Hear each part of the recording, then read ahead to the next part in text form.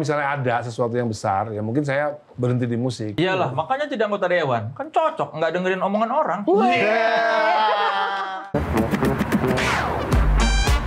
Q&A, karena setiap pertanyaan selalu ada jawaban. Dipandu oleh Yohana Margareta.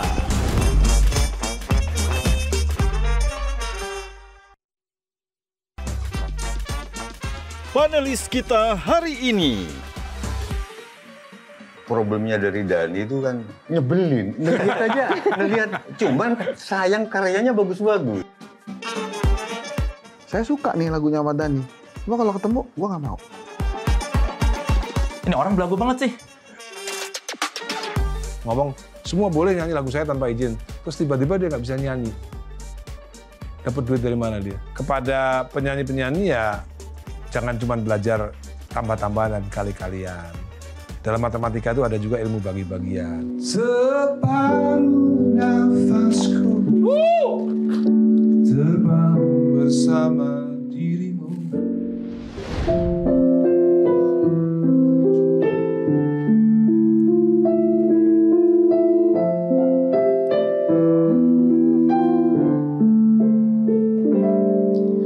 Aku bisa membuatmu jatuh cinta kepadaku meski kau tak cinta kepadaku. Beri sedikit waktu.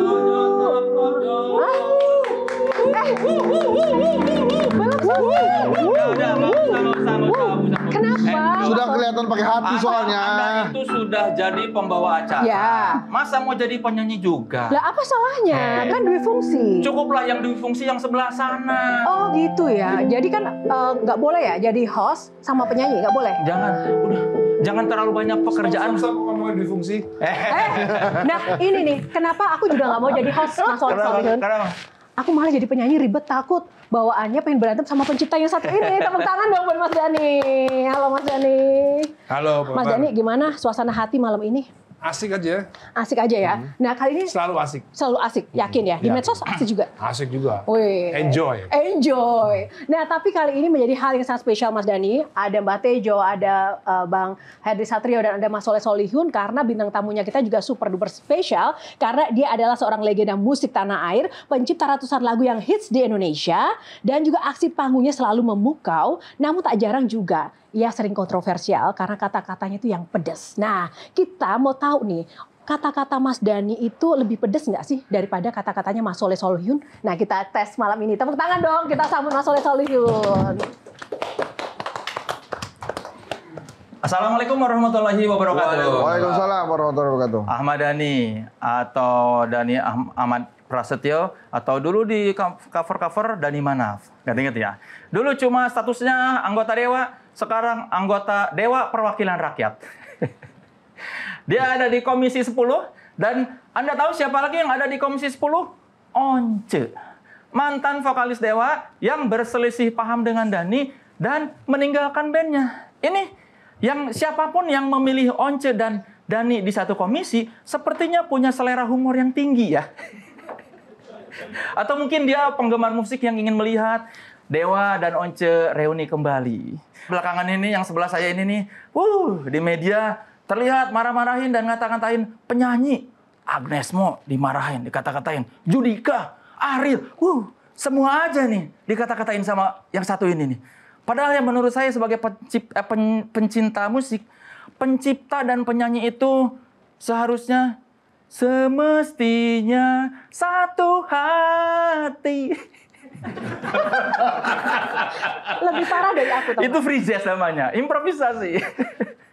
Dan ini juga belakangan rame dan membuat kita heboh karena pernyataannya ketika rapat.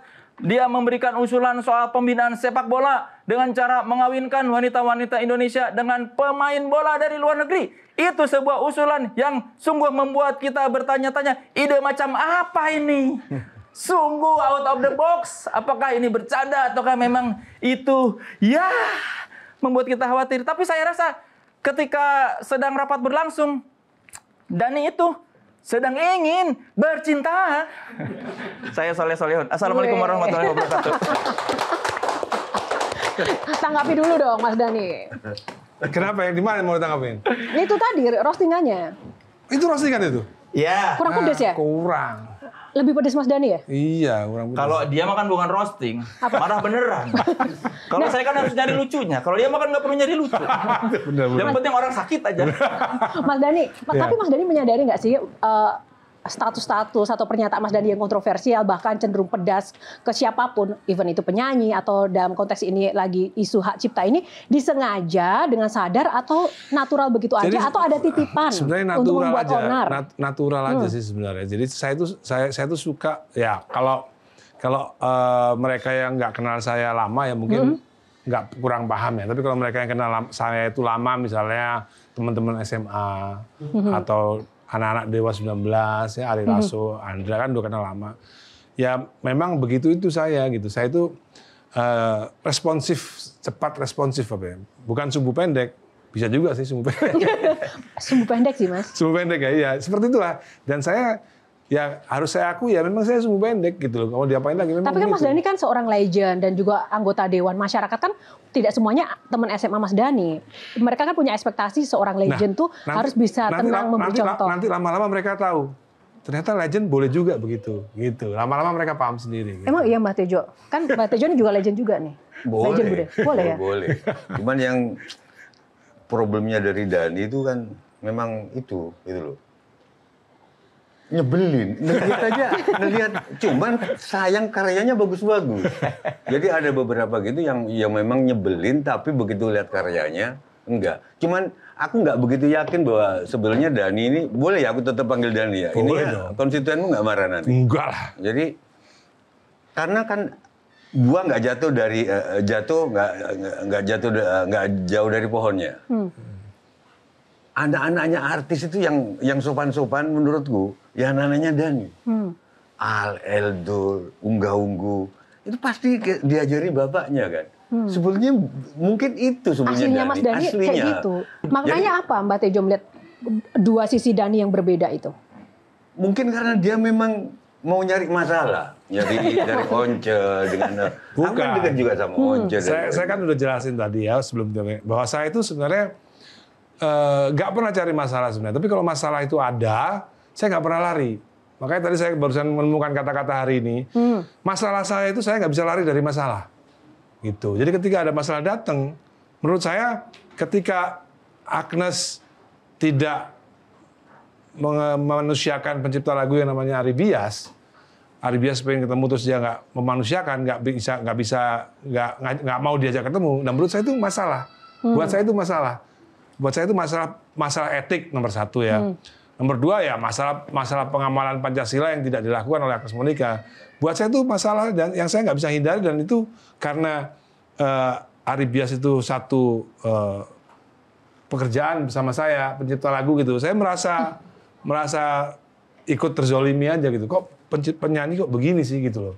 Mas, tapi kan ini jadi kayak semacam perpecahan jadinya. Mau sampai kapan? Mas Dhani tuh pengennya tuh endingnya seperti apa sih? Ya saya mau endingnya ya kebetulan saya regulator, ya kebetulan saya bisa bikin regulasi, dan nantinya endingnya itu akan tercipta sebuah hukum yang memaksa penyanyi untuk ikut pada aturan hukum yang sudah ada sebenarnya gitu loh. Kan masalahnya penyanyi ini kan tidak benar-benar membaca undang-undang. Undang-undang itu sebenarnya sudah menjelaskan.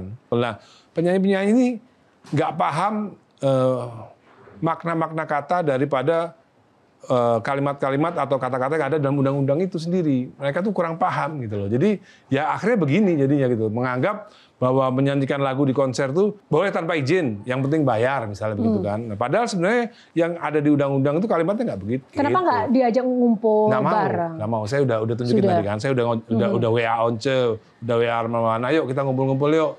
Ada tuh semua buktinya, nanti saya posting lagi. Sekarang aku nanya dulu ke Dhani. Yes. Dhani kan pembaca buku juga. Yes. Nggak kuliah, nggak ini, tapi orang-orang kuliah harus mikir 2 kali kalau mau diskusi sama dia, karena bacaannya banyak. Oke. Nah, ketika baca buku, apa yang dilakukan pertama kali? Baca buku apa itu? Apa aja? Ketika tahap pertama apa yang dilakukan? Pertanyaanku. Ya, buku itu kan informasi ya. Buku itu kan informasi. Makanya saya selalu bilang ke permasalahan sekarang kita ini adalah dengan adanya medsos. Zaman dulu tuh nggak ada orang pintar instan. Dengan adanya medsos, sekarang orang seolah-olah bisa pintar instan. Makanya saya selalu bilang sama teman-teman yang suka berdebat dengan saya, suka diskusi, gini loh, ilmu itu ada tiga tingkatan. Yang paling rendah itu ya media sosial.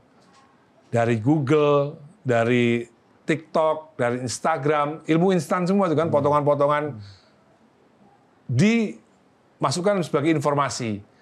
Nah kadang-kadang kalau mereka yang membaca buku dan mereka yang belajar dari buku, nomor 2 tadi buku, nomor pertama media sosial, nomor 2 buku, yang nomor 1 ilmu ini adalah sesuatu yang belum ditulis di buku, hanya baru dari mulut-mulut orang tertentu. Misalnya kita main sama misalnya Lim Swee Lyong gitu ya, kita banyak ilmu dari Lim Swee Lyong yang nggak ada di buku. Enggak, maksud tuh gini, jangan-jangan ini karmanya Dhani, karena kalau Muhammad Hatta ketika baca buku yang pertama dilakukan mendoakan penulisnya. Oh iya, saya lupa itu benar. Nah itu loh. Nah berarti, nah ketika Yo tadi nyanyi, apakah mendoakan Dhani dulu? Ayo. Tidak. Nah makanya iya, jadi benar. Oh ini karma Mas Dhani. Iya, Jadi pencipta. Kenapa? Karena aku setiap kali baca buku, karena guru saya dulu bilang, Bung Hatta dulu kalau mau baca buku itu pakai sepatu dulu, mandi, terus itu nggak bisa saya lakukan, tapi yang terus mendoakan pengarangnya, baru baca buku. Nah, sekarang saya tanya sama Mbak Tejo, ketika Bung Hatta menolak PKI dan ingin mundur jadi wakil presiden Indonesia, itu apakah juga karma juga? Enggak, balik ke Dhani. Jangan-jangan orang nggak mau bayar Dhani sama Bias, karena Dhani sendiri kalau baca buku nggak menghargai penciptanya. Benar itu, gitu. saya akui itu ya. Ini emang UUD ya, ujung-ujungnya Dhani. Ujung-ujungnya Dhani. Oke, tepuk tangan, terima kasih. Kita jeda dulu ya. Ngomong, semua boleh nyanyi lagu saya tanpa izin. Terus tiba-tiba dia nggak bisa nyanyi. Dapat duit dari mana dia? Ini bukan tentang pencipta lagu dan penyanyi, tapi ini udah perang fans. Kalau aku jadi Prabowo, dasmu gitu.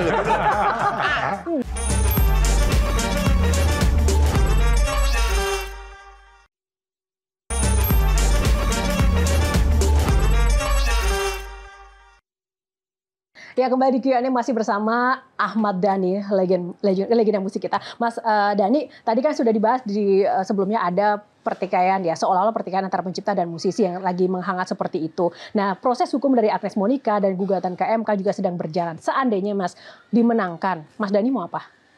Siapa yang dimenangkan? Ya, Agnes dan juga uji materi gugatan di MK. Kalau menurut saya itu ya, pencipta lagu pasti menang. Jadi karena memang Agnes itu secara sah dan meyakinkan di pengadilan niaga, Agnes itu tidak bisa menunjukkan bukti bahwa dia sudah minta izin, juga tidak bisa membuktikan bukti bahwa dia sudah membayar. Jadi ya secara sah dan meyakinkan diketuk vonis bersalah gitu. Jadi mau kasasi mau PK pun kayaknya tidak akan merubah materi hukumnya. Kan kalau kasasi kan cuman dicek penerapan hukumnya sudah benar apa enggak gitu. Kalau yang materi hukum nggak akan bisa berubah. Ini judicial review, Mas. Enggak, yang kasasi. Oh ya, yang kasasi. Yang ditanyain sama judicial review MK. Uji materi. Udah nggak mungkin. Karena gini, penyanyi-penyanyi ini nggak ngerti kalau menguji ke MK, namanya kan Mahkamah Konstitusi. Itu kan menguji apakah pasal ini bertentangan dengan Undang-Undang Dasar atau tidak sebagai konstitusi. Nah, sedangkan yang diuji ini adalah apakah penyanyi boleh minta izin? Apakah penyanyi boleh tidak dapat izin untuk menyanyikannya? Padahal undang-undangnya pasal 9 wajib minta izin. Wajib loh ya minta izin. Nah, kata wajib minta izin kepada pencipta ini diuji di Mahkamah Konstitusi. Apakah ini tidak sesuai dengan Undang-Undang Dasar 45 sebagai konstitusi? Sementara di pasal 28 H ayat 4 ada haknya. Nah, kalau kita baca aja, aku lupa tadi catatnya ya, bahwa kepemilikan itu bahkan negara tidak bisa mengganggu-gugat. Tidak bisa diambil seenaknya, sewenang-wenang. Bahasanya begitu. Saya ini adalah pelaku industri tahun 90-an. Pelaku industri tahun 2000-an, pelaku industri sekarang. Jadi otomatis secara general, pengetahuan saya soal industri ini saya lebih komprehensif. Zaman 70 tuh Mbak, kita tahu zaman tahun 70 itu semua penyanyi, artis, nggak ada yang dibayar royalti. Semua dibayar flat. Itu zamannya begitu. Tiba-tiba tahun 80 sama tahun 90 baru ada royalti. Baru ada digital. Jadi saya itu kan ngalamin semua dari tahun 90, 80, 2000 sampai sekarang ngalamin semua. Nah, sementara mereka yang nggak pernah ngalamin kok tiba-tiba ngomong-ngomong seenaknya gitu. Ini yang saya kesel tuh begitu. Diajak diskusi nggak mau, diajak rebut nggak mau, tapi tiba-tiba ngomong di TV, ngomong di media, senyeplos-nyeplosnya aja. Ya saya semes. Gitu. Gini, Jo, ini ya. Ada pencipta lagu, Darah Juang judulnya. Mereka dirampas haknya, tergusur dan lapar. Iya, enak lagu itu. Bunda relakan darah juang kami untuk kebebasan rakyat gitu ya. Pencipta aslinya tidak pernah marah terhadap orang yang menyanyikan lagu itu dan disangka penciptanya. Nah, maksud saya ini masih terkait dengan Judicial Review. Gimana kalau ada pencipta lagu yang against Mas Dhani, yang mengatakan bahwa gue menciptakan lagu untuk pleasure-nya orang-orang, silahkan aja kalau mau dipakai. Gue dapat pahalanya aja. Dan itu ada di sidang MK misalnya. Itu kan ngelawan Mas Dhani tuh. Akhirnya misalnya kemudian hakim MK-nya mendengarkan itu, dan akhirnya dikabulkan permohonan lawan Mas Dhani itu gimana tuh? Tapi kan itu kan melawan general opinion. Kan nggak semuanya seperti itu opini. Iya. Kan kita harus pahami itu. Bisa aja misalnya kayak Ariel pada ngomong, saya membolehkan semua orang nyanyi lagu saya tanpa minta izin, ya nggak apa-apa, itu kan pendapat pribadi. Tapi kan undang-undangnya bunyinya nggak begitu. Iya. Masalahnya udah ada undang-undangnya gitu loh. Dan ada beberapa pencipta lagu yang memang kehidupannya tidak sesejahtera penyanyinya, bukan? Banyak. Sekarang bayangin aja ketika Ariel ngomong gitu. Ariel ya ngomong, semua boleh nyanyi lagu saya tanpa izin. Terus tiba-tiba dia nggak bisa nyanyi. Dapat duit dari mana dia? Dari mana? Soleh? Dari lagu lah. Kenapa yang diserang nggak lembaganya yang harusnya ngumpulin royalti selama bertahun-tahun ini? Ini kan kayaknya karena banyak lembaga saya serang. Cuman kan Dia serang semua kelihatannya, bro. iya serang semua. Cuman kan yang out loud itu kan justru penyanyi yang out loud gitu loh. Kalau lembaga saya serang juga. Artinya ketika kemarin mungkin Ariel dan kawan-kawan menyatakan bahwa sebenarnya kalau dari sisi Ariel itu kan tidak ada spesifik menyerang balik Mas Dhani, tapi lebih menekankan ini semua terjadi karena kekecewaan terhadap sistem dan LMK. Nah, itu nggak juga, itu salah. Ini jadi saya menengarai penyanyi ini berlindung di balik ketidakbecusan LMK untuk menarik royalti konser. Kita nggak bicara konser tapi royalti faktanya lainnya. memang benar tidak transparan. Memang tidak transparan, tidak becus, tapi Seperti apa juga sih tidak faktanya? melepaskan tanggung jawab si penyanyi. Konkretnya menurut teknisnya undang-undang. tuh nggak transparannya tuh gimana sih, Mas? Ya karena semuanya pembayarannya blanket gitu loh. Pembayarannya kalau blanket. konteksnya pencipta luar misalnya nanti ada aturan ini bahwa penyanyi harus meminta izin kepada pencipta ketika membawakan. Kalau ada band mau membawakan lagu dari Queen misalnya, itu gimana?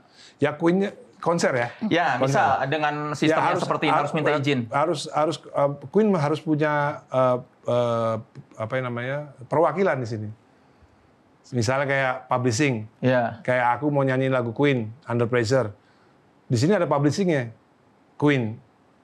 Untuk siapa aja mau nyanyi lagu Queen untuk di Spotify, digital DSP ya, digital streaming platform atau di YouTube atau di itu udah ada publishingnya Queen di sini. Jadi aku bayar royalti ke publishingnya.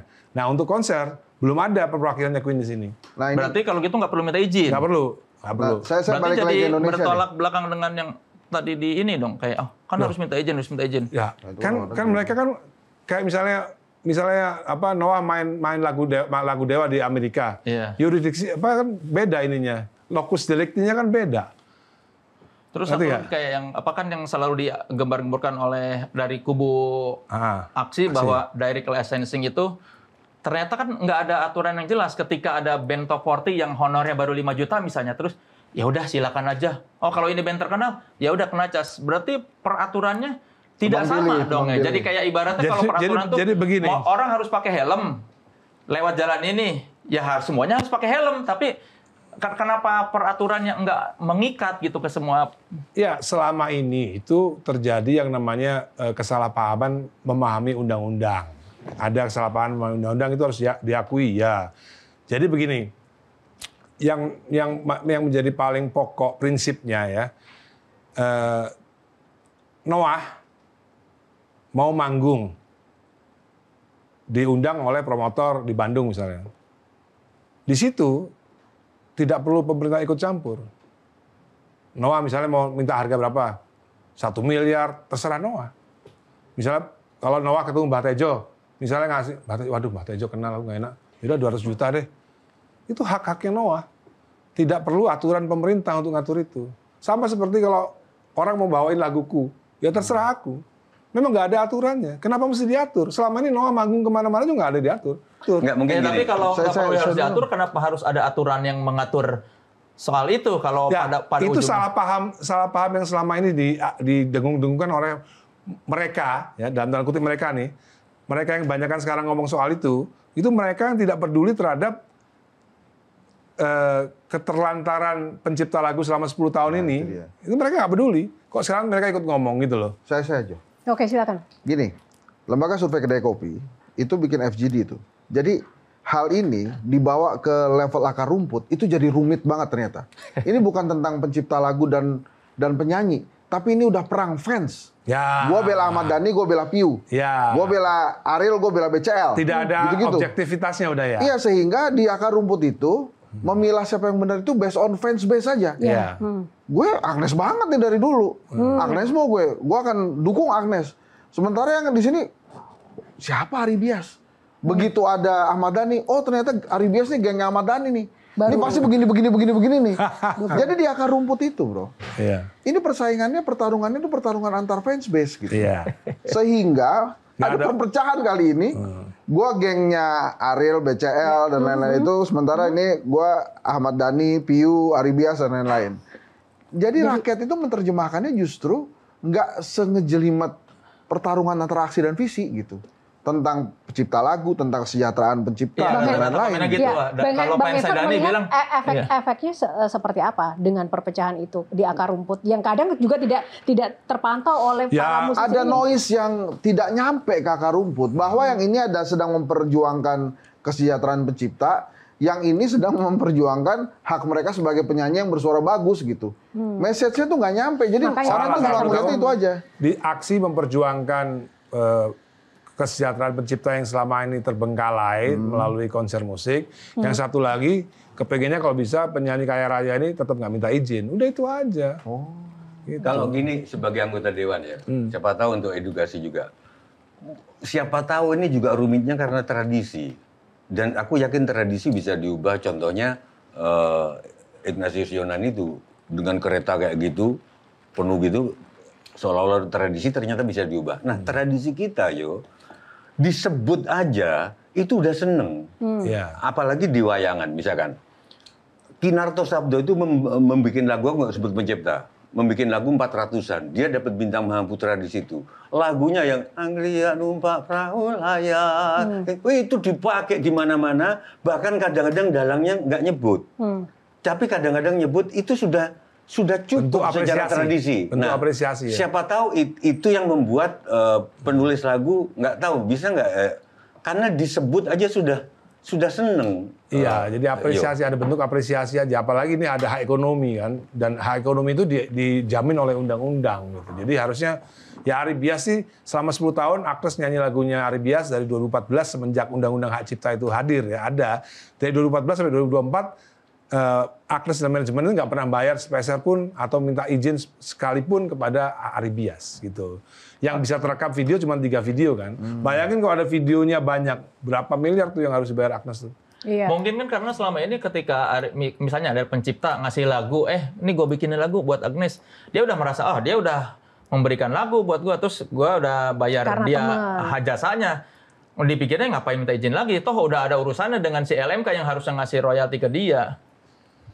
Enggak, karena ya itu tadi karena nggak peduli kan. Kalau dia peduli kan pasti dia baca. Kalau misalnya gini, oke, let's say begitu ya. Terus misalnya pencipta lagunya Ari Bias pengen ketemu Agnes. Seandainya kamu jadi Agnes, kamu temuin nggak pencipta lagunya? Ya, kenapa tidak? Ketemu dong. Nah itu, benar Iya kan? dong. Kenapa Agnes nggak mau temuin? Kecuali kalau ada masalah pribadi kita nggak bakal masalahnya di tahu. situ. Kenapa nggak ditemuin Ari Bias? Kalau ditemuin kan selesai Nah, urusannya sebenarnya. persoalannya Agnes, Monica dan Ari Bias ini menyeret Ahmad Dhani itu sih yang sebenarnya bikin ribetnya nggak sih? Bukan penyertaan Ahmad Dhani. Bukan, awalnya nggak ada seratan Ahmad Dhani awalnya. Betul. Nggak ada. Ahmad Dhani akhirnya turun tangan. Aku dong. turun tangan itu ketika aku melihat sesuatu yang nggak benar. Dari tadi kan aku amati Mas Dhani itu boleh dibilang sangat confidence dengan pernyataan-pernyataannya, pemikirannya, bahkan merasa juga Mas Dhani menyampaikan tahu banyak hal, apalagi tentang kebangsaan, sejarah segala macam. Yang itu membuat Mas Dhani itu berani lantang untuk bicara apapun itu.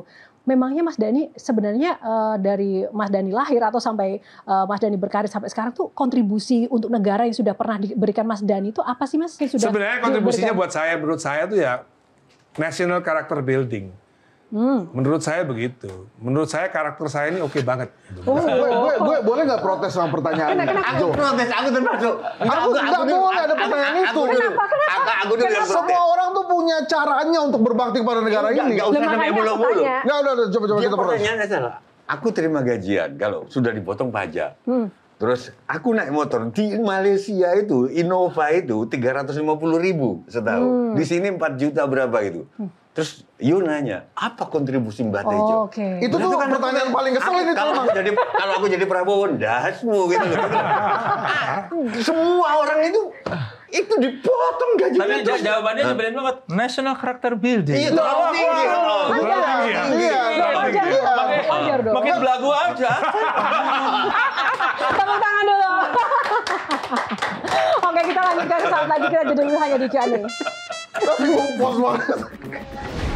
Gimana sih hubungan Mas Dhani dengan Jokowi dan Ahok sebetulnya? Kalau misalnya ada sesuatu yang besar, ya mungkin saya berhenti di musik gitu. Iyalah, makanya tidak anggota dewan. Kan cocok, nggak dengerin omongan orang.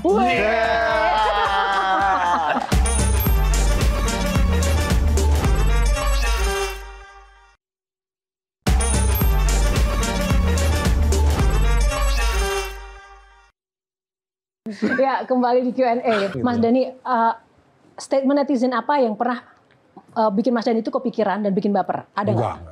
Sama sekali? Sama sekali Yakin? nggak ada. Yakin. Masa sih? Iya. Sebaja itu mentalnya seorang Dhani? Sebenarnya iya. Iyalah, makanya tidak anggota dewan. Kan cocok, nggak dengerin omongan orang. Untuk urusan musik di nasional, Ahmad Dhani legend lah tadi kan. Kata Jo yang katakan gitu, dan gue juga mengakui itu. Untuk internasional, sejauh mana Ahmad Dhani berkiprah di dunia musik internasional? Gue dengar ada kerjasama sama Brian May dan lain-lain. Ini nyambung Freddy tadi, Freddy Brian May, nyambung ya, gitu. Itu kalau di internasional tuh posisi Mas Dhani kalau di internasional ini saya kan belum tahu posisi saya di 2029 ini mau ngapain ya. Kan 2029 mau ngapain kan belum tahu. Jadi 2025 sampai 2029 ini memang saya lagi fokus di musik. Enggak, maksudnya 2029 itu pengaruhnya dengan langkah sekarang tuh apa, Mas? Ya bisa jadi kalau ada sesuatu yang besar di 2029. Misalnya dicalonkan jadi presiden gitu. Ya kejauhan lah kalau presiden. Oh, oke. Bekasi aja gagal kan. Oke, terus. Jadi kalau misalnya ada sesuatu yang besar, ya mungkin saya berhenti di musik gitu di 2029. Makanya kesempatan saya untuk berkiprah di internasional itu hanya tinggal 2025, 2026, 2027, 2029 kesempatannya. Dan sebenarnya di tahun 2005 ini kan ada konser tuh, lumayan. Sebelum menuju ke Brian May yang tadi bilang itu, mudah-mudahan Brian May sehat dan mudah-mudahan Brian May panjang umur. Nanti menuju ke sana. Setiap tahun tuh Dewa 19 mau bikin konser yang berskala internasional. Nanti tahun yang udah kemarin kan udah tuh All Star.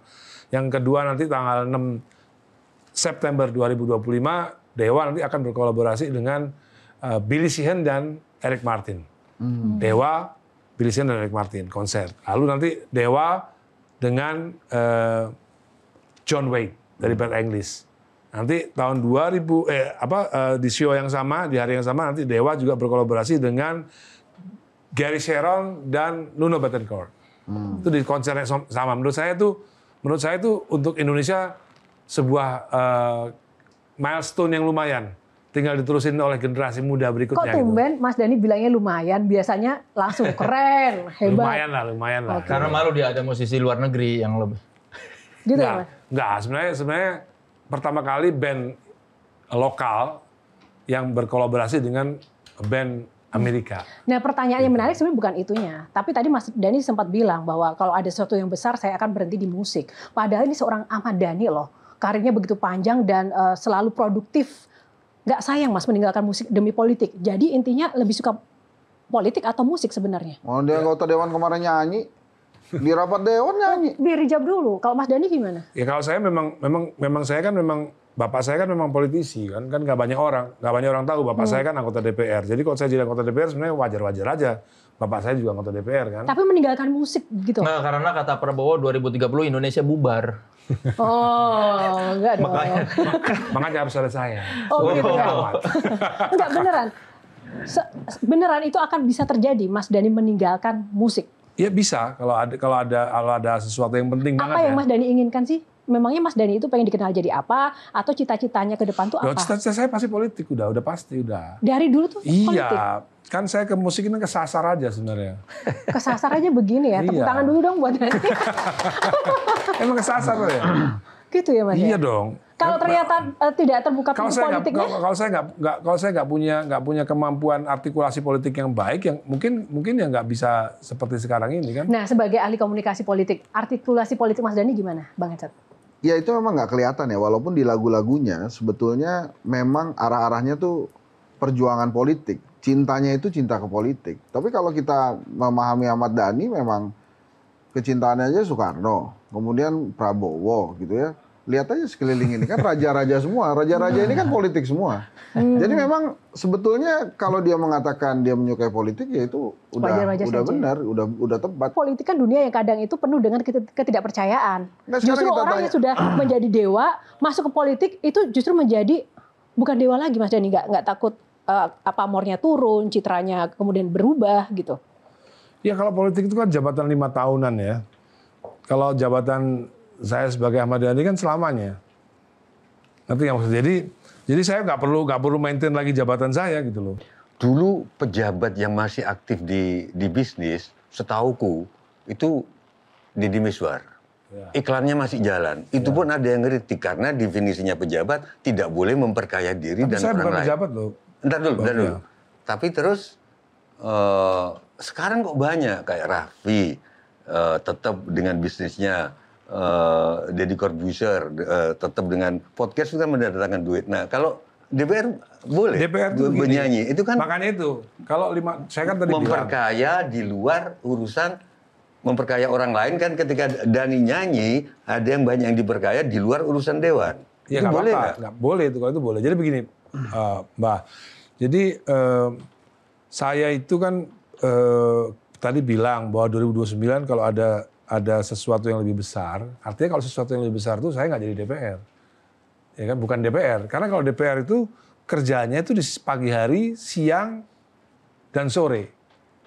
Gitu. Jadi kalau di DPR itu rapat paripurna jam 9.30, selesai jam 11, jam 4 sore saya masih bisa manggung. Kalau di Jakarta ya. Atau kalau di Bali ya mungkin langsung naik pesawat ke Bali. Apalagi di Jakarta masih main malam masih bisa manggung. Tapi kalau udah jadi di luar itu, kayak misalnya jadi Deddy Miswar misalnya, dia wagub waktu itu ya. Iya wagub. Itu agak sulit, pasti kalau sekarang pasti dicemooh orang. Karena apa? Karena wagub itu nggak bisa sembarangan, dia harus bersama rakyat terus, posisinya kerjaannya tuh lebih dari 9 to 5. Kalau DPR tuh kerjaannya nggak 9 to 5. Secara teknis, tapi secara beban moral bukankah Dewan Perwakilan Rakyat itu harusnya memang sama rakyat terus ya Mas? Jadi bukan cuma soal jadwalnya, kan orang bisa aja nanggap Dhani, nanggap Dewa bukan karena pure lagu-lagunya yang bagus Mas Bernafas, tapi karena ada kepentingan interestnya gitu loh. Tapi sulit juga tuh dijawab karena apa? Karena Dewa 19 sebelum aku masuk jadi anggota DPR, Dewa 19 jobnya udah serem banget. Gitu loh. Udah banyak. Kecuali sebelum Dewa 19, sebelum jadi anggota Dewan, jobnya Dewa 19 sedikit. Ketika jadi anggota Dewan, jobnya banyak lah. Itu patut dipertanyakan. Ini cocok nih pertanyaan saya. Gimana sih hubungan Mas Dhani dengan Jokowi dan Ahok sebetulnya? Kan itu ada kaitan sama job kan? Ada kaitannya itu sama jobs Dewa. Waktu Pak Jokowi berkuasa, berkurang kan jobsnya?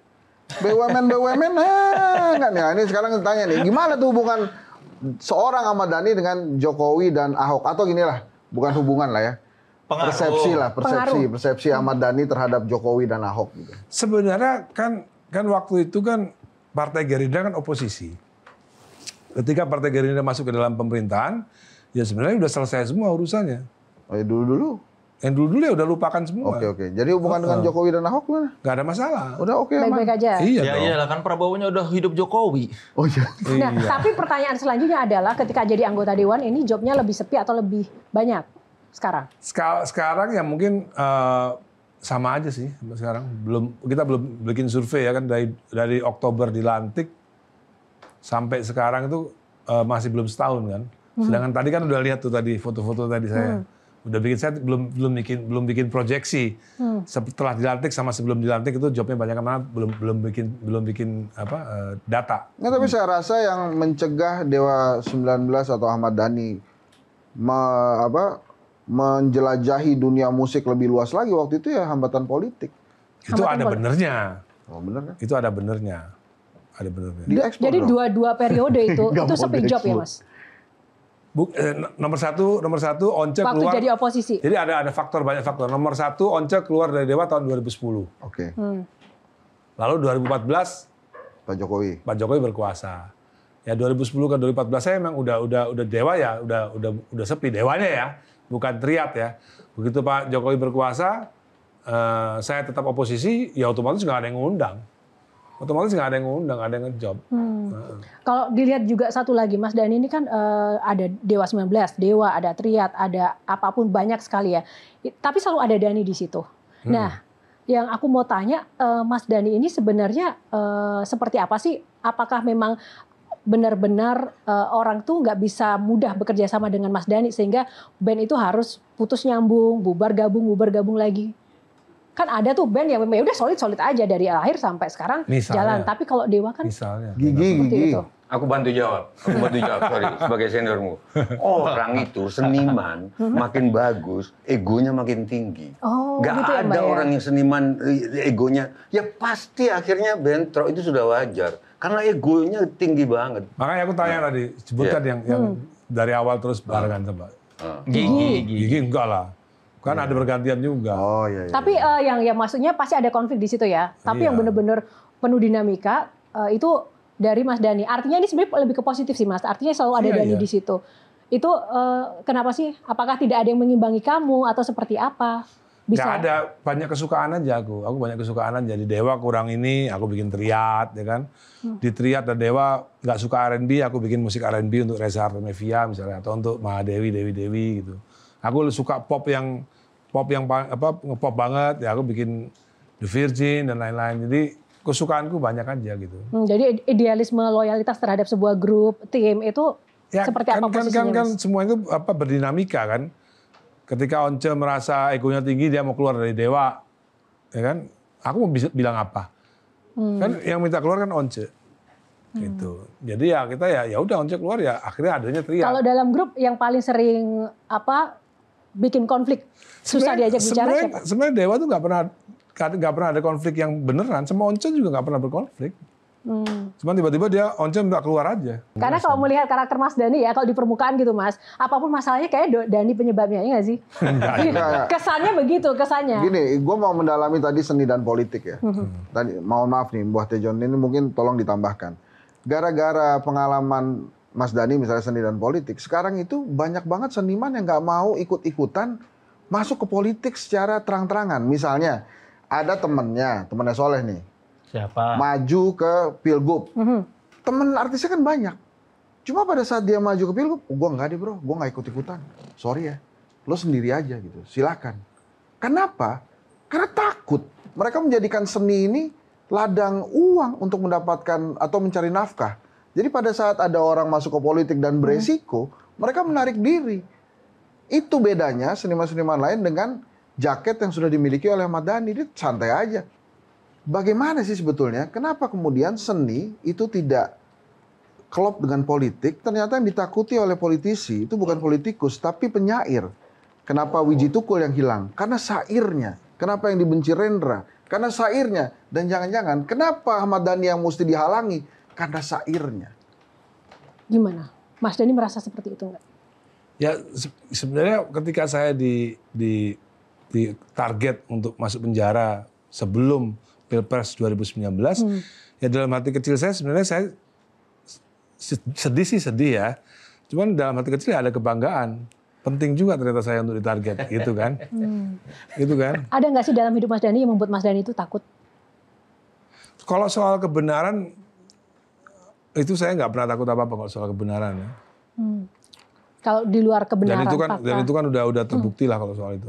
Itu di penjara bikin jadi lebih hati-hati nggak dalam bermedia sosial atau berucap di publik? Ya itu sekarang Instagram saya dipegang nyonya sekarang.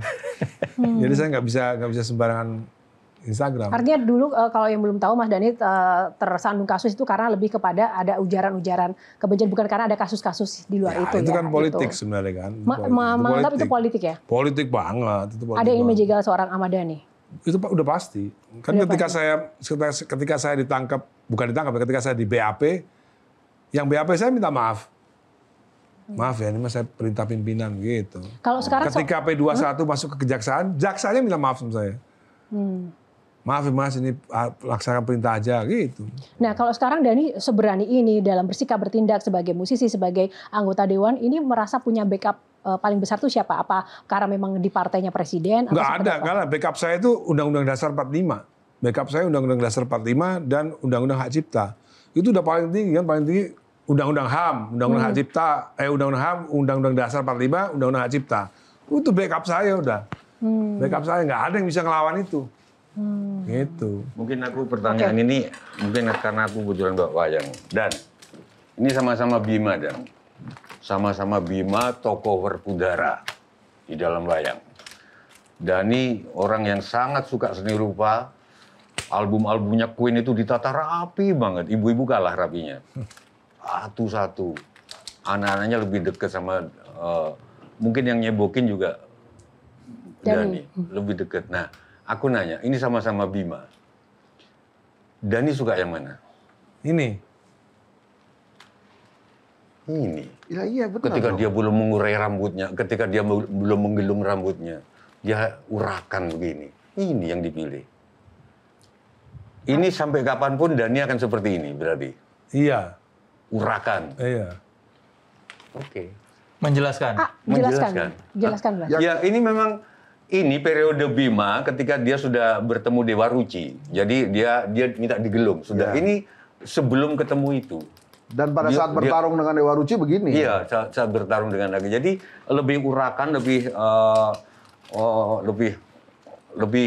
ya ini rambutnya. Jadi saya kira penjara Cipinang itu akan mengakhiri hidupmu. Ternyata enggak. Ternyata enggak. Oke. Tapi kalau dari sisi pewayangan, sosok Dhani ini seperti siapa, Mbak? Seperti Bima? malah kalau ada Wisang Soalnya Geni. kalau di Dewa kan lagunya Arjuna tuh. Enggak. Bukan ya? Anaknya Arjuna justru. Wisang Geni. Siapa? Ini Wisang Geni. Ini tokoh Wisang Geni. Ini aku bikin sendiri dan. Iya. Itu bikin versiku. Tokoh yang Kresna aja takut karena ngomongnya pinter banget. Gitu. Kalau menurutku bukan. Kesaktiannya aneh. Kesaktiannya aneh. Menurutku Dhani ini Wisang Geni. Ini anaknya Arjuna dari anaknya Dewa Api, dari Dewi Dirsanala. Salah satu sifat yang sangat mirip dari tokoh dan sosok ini apa Mbak Tejo? Dia kalau sudah punya kebenaran, dia nggak takut ngomong sama Kresna aja dilabrak. Tapi kecuali hanya satu yang dia takut, Semar.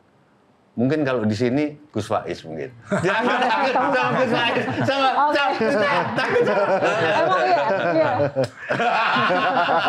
Oke, baik, kita jeda dulu sesaat lagi yang akan kembali. Tepuk tangan dulu teman-teman panelis. Mas Dhani, thank you. Ibu saya itu orang pertama yang beliin saya gitar. Ada nggak satu hal yang membuat Mas Dhani itu menyesal begitu? Saya menyesal.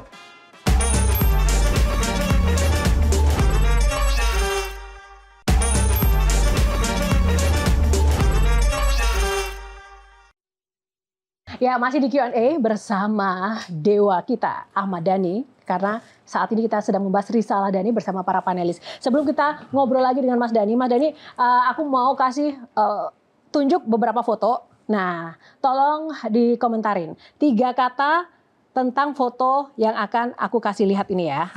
Nah, 3 kata. Kalau yang foto yang pertama 3 kata. Nah, ini foto yang pertama 3 kata. Cantik, bersuara merdu. Suara merdu. Merdu, terus 3. Energik. Energik, positif ya. Itu kan aslinya begitu. Bolehlah berkontroversi, konflik, tapi ternyata baik juga komennya Mas Dani. Oh. Nah, sekarang memilih Sintayong atau Patrick Kluivert. Patrick. Kenapa Mas alasannya? Ya karena saya kalau bola itu saya lebih ke Eropa. Nah, sekarang apa yang ada di benak Mas Dani? Di benak Mas Dani melihat foto-foto ini. Foto yang pertama di benak ya, tidak ada batasan kalimatnya. Nih, di benak Mas Dani. Idola politik nomor 1. Idola politik nomor 1. Oke, Soeharto. Kalau ini di benak Mas Dani. Tenang. Tenang. Ya. Oke. Kalau ini? Raja Jawa. Raja Jawa. Oh, wow. Oke, tepuk tangan buat Mas Dani. Tadi nggak ada fotonya di sini. Iya, Mas Dani. Siapa bilang ya? Belum tahu nih, belum Dia tahu. belum tahu. Tunggu dulu. Soeharto ada, Tunggu. Soekarno ada. Itulah, bicara soal Raja SBY juga Jawa. ada. Iya, Mas Prabowo Dani. ada. Nggak ada juga. Nah, bicara soal Raja Jawa, di rumah Mas Dani ini banyak sekali foto-foto raja, begitu. Apa sih maknanya bagi seorang Ahmad Dhani? Sebenarnya begini, saya itu terinspirasi ketika saya melakukan trip ke mana itu, ke Turki. Kalau sempat ke Turki ya, begitu masuk airport, masuk kemana aja, banyak banget foto sultannya gitu loh. Di situ saya sadar ternyata kita ini nggak terlalu menghargai para sultan beneran ya. Bukan Sultan Pondok Indah, bukan Sultan Andara. Ini mereka ini kan sultan semua nih. Jadi sebenarnya tadi kalimatnya salah. Ini sultan karena kerajaannya Islam. Karena mereka ini raja di Kesultanan Islam. Kalau raja itu Hayam Wuruk itu raja. Di sini nggak ada fotonya Hayam Wuruk. Terus misalnya Kertanegara itu raja. Kalau ini sultan. Jadi saya terinspirasi ketika saya melakukan trip ke Turki. Orang Turki itu banyak benar menghargai sultan gitu loh. Sultan-sultan yang tahun 1800, 1700. Itu terimpartasi dengan kehidupan pribadi nggak? Karena kau melihat dewa atau mungkin kostum-kostum Mas Dani itu kan seolah-olah kayak sultan raja gitu vibe-nya. Pengen dilihat sebagai sultan juga. Sebenarnya begini, salah satu faktornya juga saya penggemar barang tua. Jadi ini kan rata-rata kan barang tua, bukan foto baru. Conte itu kan, Conte ini rata-rata kamu lihat figurannya pasti kan tua-tua. Kebetulan saya penggemar barang tua dan sesuai dengan satu keinginan saya untuk mengkoleksi barang tua, yaitu lukisan-lukisan tua Raja Jawa, Kesultanan Jawa, Sultan Jawa, dan ya termasuk yang Pak Karno di situ kan itu kan tua. Kenapa nggak majang SBY, kenapa nggak majang Jokowi? Karena belum ada yang tua fotonya atau lukisannya. Gitu. Jadi harus berapa tahun dulu? Ya minimal 30 tahun lah, minimal tuh 30 tahun minimal. Di luar tokoh-tokoh tadi yang Mas Dani sebutkan, sejauh mana sih peran ibu dalam hidup Mas Dani di luar inspirasi tokoh-tokoh tadi? Ya kalau peran ibu sih udah sering saya utarakan di banyak hal ya. Ibu saya itu yang juga saya ajarkan ke Al-Eldul juga mungkin meneruskan itu ternyata. Jadi saya itu sama ibu saya itu dikasih kebebasan dalam memilih untuk hidupnya mau seperti apa. Ibu saya itu nggak pernah maksa saya untuk jadi sarjana, gitu ya. Ibu saya nggak pernah maksa saya juga jadi musisi, juga nggak pernah maksa. Jadi ibu saya itu tapi memfasilitasi apa yang menjadi kesukaan saya. Misalnya saya suka main musik, ibu saya itu orang pertama yang beliin saya gitar.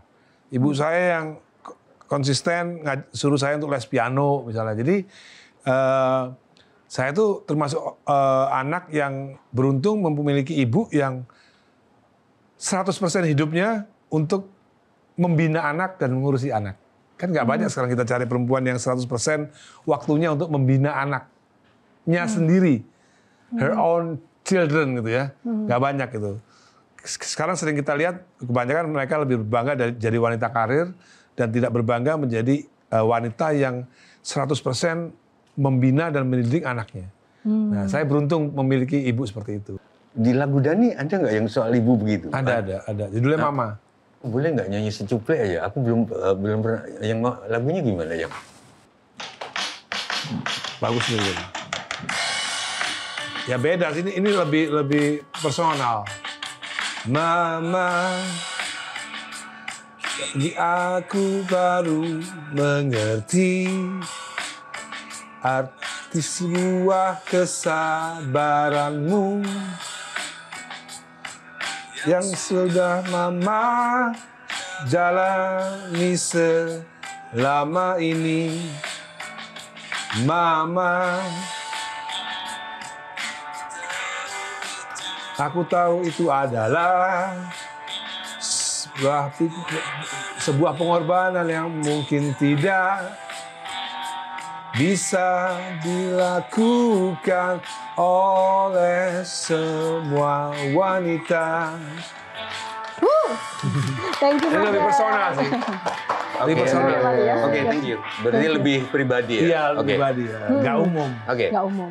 Lalu kemudian dijawab pertanyaan saya tadi Mas, ketika Mas Dhani begitu kan mengglorifikasi ibu dengan perannya yang utuh dengan keluarga, dan sekarang membagi waktu ketika dua-duanya sekarang Mas Dhani dan istri di DPR itu gimana Mas? Value-nya kan beda jadinya. Iya benar, itu menjadi kontradiksi ketika maka dari itu kita mulai mencoba untuk hidup itu seperti anak-anak. Jadi maksudnya hidup itu bekerja ya. Jadi jam kerjanya itu sesuai dengan anak-anak. Misalnya anak-anak sekolah jam 8, jam 7. Ya kita juga bekerja, kita juga keluar rumah jam segitu. Jadi kita mulai konsekuen, mulai sore jam 4 udah harus pulang ke rumah. Gitu. Itu yang kita sedang perjuangkan ya. Nggak mudah memang.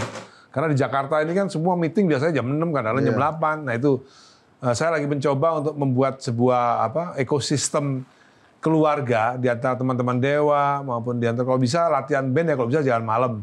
Kalau bisa latihan band ya anak sekolah. Gitu. Jadi ketika anak-anak pulang sekolah itu udah benar-benar kita benar-benar waktu kita untuk anak-anak gitu. Dan itu nggak gampang di Jakarta, itu nggak gampang. Tapi kita udah mencoba itu. Dan itu sebenarnya bisa.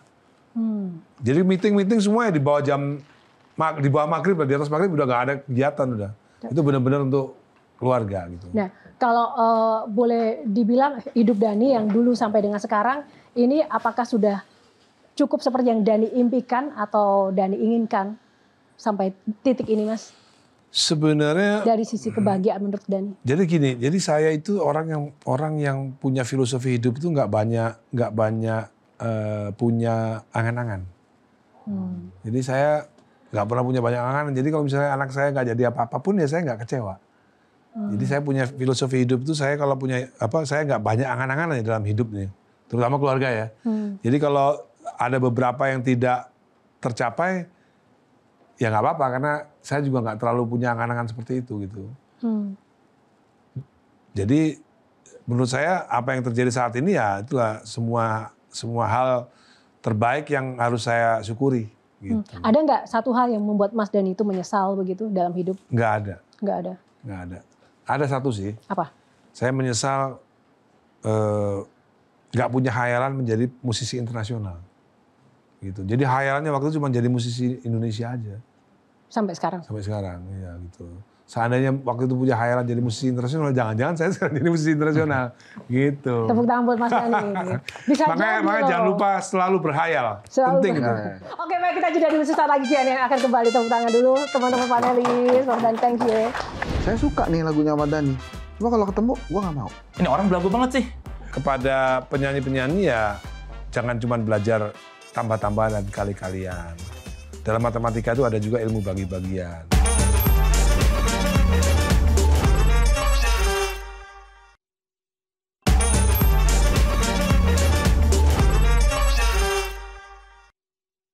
Ya, masih di Q&A bersama Dewa kita, Ahmad Dhani. Karena saat ini kita sedang membahas risalah Dhani bersama para panelis. Oke, karena waktu kita sudah habis, mungkin Mas Soleh Solihun boleh memberikan closing statement buat Mas Dhani, harapan atau mungkin pesan, bahkan pertanyaan singkat juga nggak apa-apa. Saya mau sedikit menyimpulkan aja ya. Kayaknya dari obrolan kita bisa ambil kesimpulan bahwa seorang Ahmad Dhani itu seorang pemberani ya. Kita tahu dari zaman dulu dia berani menghadapi FPI. Ketika orang-orang takut, dia berani. Terus setelah di penjara pun ternyata tidak membuat dia lebih berhati-hati, tetap berani. Dan dia bilang tadi masalah seorang Ahmad Dhani adalah dia tidak lari ketika ada masalah kan. Iya. Berarti itu menunjukkan bahwa seorang Ahmad Dhani itu berani Dan gara-gara keberaniannya menyuarakan apa yang ada di isi hatinya, kita kadang sebel sama dia. Ini orang belagu banget sih. Padahal dia hanya mengatakan apa yang dianggapnya benar. Dan itu sebuah keberanian. Tidak berpikir bahwa apakah opini saya akan diserang orang atau tidak. Ya sudah, dia berani menyuarakan saja. Ketika ada kasus hak cipta, dia paling berani, paling lantang menyuarakan. Ini yang benar, ini yang salah.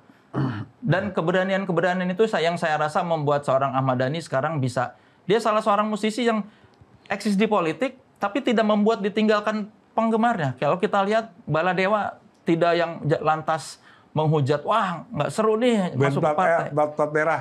Iya, tidak lantas dicap sebagai musisi plat merah. Saya lihat kok ini Baladewa baik-baik aja. Itu ya, salah satu menurut saya keberhasilan seorang Ahmad Dhani ya itu karena dia berani dan dia ya tadi dia berani bilang bahwa ketika 2029 tidak ada lagi yang menarik atau ada yang lebih besar, dia akan meninggalkan semua ini.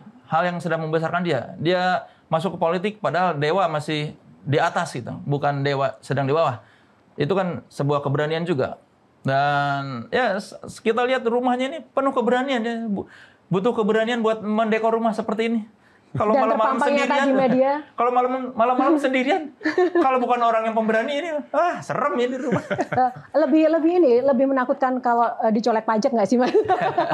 Ya jadi untuk keberanian Ahmad Dhani kita beri tepuk tangan dan semoga saja keberanian ini ada di jalan yang benar ya. Kita lihatnya jangan sampai dia kira benar saja tapi ternyata benar-benar ya. Karena kan Thanos aja berani tapi kan ternyata dia jahat ya. Semoga Ahmad Dhani berani dan benar. Baik, tepuk tangan. Terima kasih, Mas. Silakan, Bang Hensat.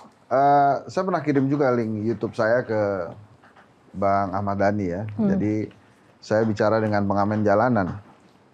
Dia bilang begini, kan saya nanya, kalau ketemu Ahmad Dhani mau ngomong apa? Karena dia sempat sebut tuh Ahmad Dhani. Nggak mau ngomong. Kenapa? Saya takut. Makanya saya jadi nggak suka sama Ahmad Dhani. Jadi orang ini lagunya disetel, tapi kalau ketemu dia takut dan nggak suka gara-gara dia takut. Menurut dia Ahmad Dhani itu marah-marah terus, semuanya dimarahin. Jadi ada persepsi di kalangan akar rumput, produk atau karya itu lebih penting daripada aktor di belakangnya. Saya suka nih lagunya Ahmad Dhani, cuma kalau ketemu gue nggak mau, takut saya, marah-marah terus orangnya. Jadi saya nggak suka sama dia. Tapi lagu-lagunya disukai. Nah, menurut saya, sebuah karya yang disukai, itu aslinya, penciptanya itu seorang jenius. Karena akhirnya, orang nggak perlu kenal penciptanya. Karyanya aja juga cukup dicintai. Mungkin Ahmad Dhani akan terus berkarya dari situ tuh. Dia akan terus-menerus membuat karya-karya dan melindungi para pencipta seperti apa yang dia lakukan hari ini. Oke, tepuk tangan. Thank you, Bang Hensat. Mbak Tejo? Saya nggak tahu orang-orang kayak yang disebut Hensat itu akan lebih banyak atau enggak. Terutama ya untuk fansnya Dhani, untuk fansnya ya Gigi dan di awal-awal Ariel heboh video. Saya ngisi acara kemahasiswaan di Semarang, mobilnya itu tetap nyetel lagu Ariel. Kita tanya, kamu tetap nyetel lagu Ariel? Bukannya Ariel lagi heboh dia lebih berkarya daripada agamawan. Jadi karya. Nggak tahu anak-anak, aku yakin tambah banyak dan anak-anak begitu. Lebih menghargai karya. Nah terakhir buat Dhani, sesuai pesanmu, karena saya sudah terlanjur menyamakan dia dengan Wisang Geni. Wisang Geni ini kalau ada Pandawa diserang, itu yang turun anak-anak Pandawa yang lain. Gatot Kaca yang bisa terbang, Antasena yang bisa jalan di laut, atau Antareja yang bisa ambilis bumi. Kalau ada musuh dia yang... Tapi kalau musuhnya itu musuh yang jadi-jadian, spiritual, dunia spiritual, jadi-jadian, dia baru turun. Dia memimpin kakak-kakaknya, Gatot Kaca ada di bawah pimpinan dia. Kalau musuhnya itu penjelmaan dari Bathara Kala atau Bathara Durga. Pertanyaanku, jangan-jangan Dhani belum turun tangan soal pagar laut. Dianggap belum penjelmaan dari. Jangan-jangan Dhani nggak turun tangan soal duifungsi. Dianggap itu masih masalah ece-ece. Belum penjelmaan dari Bathara Durga atau Bathara Kala. Karena kalau aku kadang-kadang mandi loh. Aku nggak sengaja bahwa ini ternyata ada gunanya. Kamu Wisang Geni. Dan Wisang Geni hanya turun ketika musuh itu bukan musuh fisik biasa. Sair-sairnya itu tadi. Nah berarti di fungsi sebentar lagi undang-undang Polri. Kalau Dhani nggak turun, dianggap masih ece-ece. Gitu. Nah, berarti harus kita tunggu komentar dia. Jadi memang sekuat itu ya, berpengaruh itu. Kalau dia, tapi kan belum pimpinan katanya.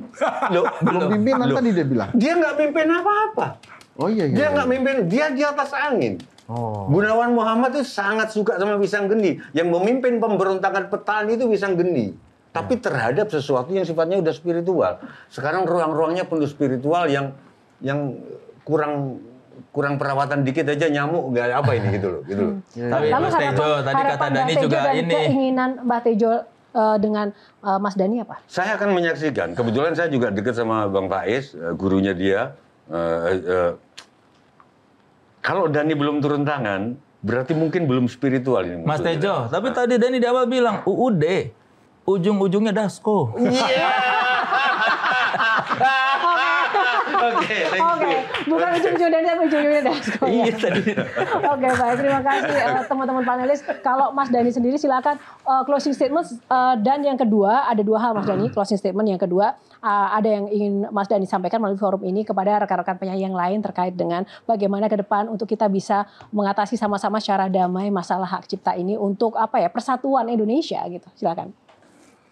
Rumit banget ya. Saya ini orangnya simple gitu. Simple kalau nggak suka ya nggak suka. Kalau nggak bagus ya nggak bagus. Kalau nggak cocok ya nggak cocok gitu ya. Jadi Yuni Shara nasihatin aku, kamu kan sekarang udah anggota dewan, buat dirubah kayak caranya. Saya tuh tersiksa kalau tidak menjadi diri sendiri, gitu loh.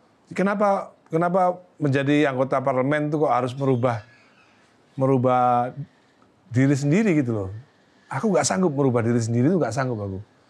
Aku ya sampai kapanpun ya begini. Dari temanku SMA paham lah, dari zaman SMA aku ya begini.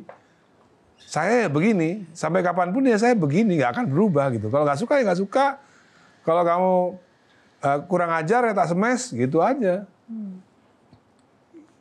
Pesannya? Pesan dan harapan Mas Dhani? Kepada penyanyi-penyanyi ya, jangan cuma belajar tambah-tambahan dan kali-kalian. Dalam matematika itu ada juga ilmu bagi-bagian gitu. Tunggu. Pesan untuk generasi muda. Soalnya ada ahli matematika soalnya. Ada ahli matematika. Tapi nggak sebut kurang-kurangan. Jadi cuma sampai bagi-bagian aja. Mungkin karena para penyanyi itu bilangan prima. Jadi bilangan yang habis oleh dirinya sendiri. Bilangan prima. Ya. Oke, buat pemirsa dan generasi muda, Mas Dhani. Sebagai legend Indonesia nih. Jangan lupa terus belajar sejarah dan hargai, cintailah Indonesia dengan belajar sejarahnya. Jangan cuma di permukaan aja mencintai Indonesia, saya cinta Indonesia, saya Pancasila dan lain-lain, tapi nggak paham soal apa itu Indonesia. Jadi pelajarilah selalu apa itu Indonesia. Gitu. Tepuk tangan buat Mas Ahmad Dhani Prasetyo. Mas Dhani, terima kasih untuk waktunya bersama Q&A malam ini dan juga rekan-rekan panelis. Ini sangat menginspirasi dan juga bermanfaat buat kita semuanya. Tapi yang pasti Q&A akan selalu hadir dengan kisah inspirasi lainnya. Nah, sebelum kita tutup episode Q&A kali ini, boleh dong Mas Dhani sebaik dua bait untuk kita semuanya. Sadong Mas Dhani. Nyanyi dong. Yeah. Kalau sekarang harus Mas Dhani, jangan kita Mas Dhani. Nanti rusak lagunya ya kan? Separuh nafas. Oke, separuh nafas ya. Separuh nafasku terbang bersama dirimu saat kau tinggalkanku,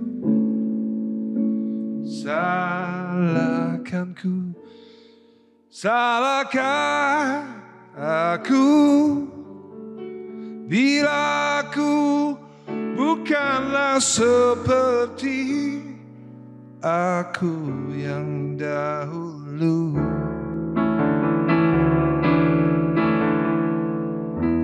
Ada makna tergali dari sini, dari pertikaian yang terjadi. Langsung Thank you Mas Dhani. Metro TV. Jelajahi cara baru mendapatkan informasi. Download Metro TV Extend sekarang.